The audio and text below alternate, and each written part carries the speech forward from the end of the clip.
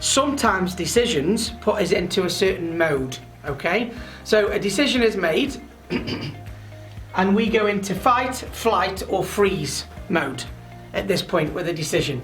And again, this is all kind of preamble to making decisions, because if you're in fight, flight or freeze, it's quite hard for you to make a decision.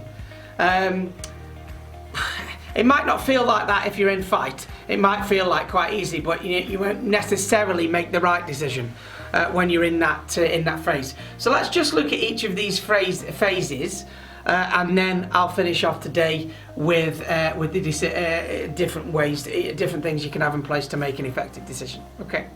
So, when making a decision, or somebody else makes a decision, it can put you into one of these three vectors.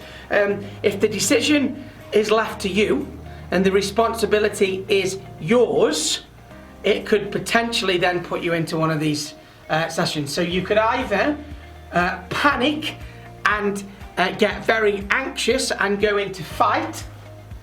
You can worry and try to exit from it and go into flight, or you could actually freeze and do nothing and procrastinate.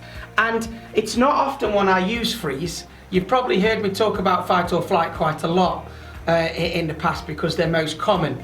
But when it comes to decision making, freeze is quite a big one. You can see people when they're frozen. They don't know what decision to make. They don't know whether to fight or fly or action, so what they do is just nothing. They procrastinate, which doesn't make them feel very good. People always feel better once they've taken some action on a decision, albeit it might not be the right decision, but people still feel better when they've actually done something with it or exited from it, rather than just freeze. So I want you to kind of elevate that word freeze for this one.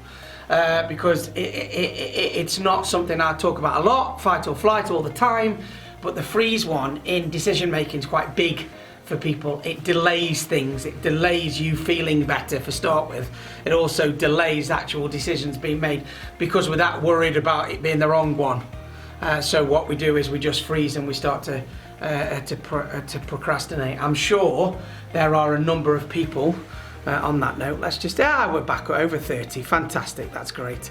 I'm sure there's a number of people on this call that have been in the freeze situation before, even if it's been for an hour or a day or maybe a week, yeah, or if it's a big decision, maybe longer that you've been in, we get stuck in that freeze position.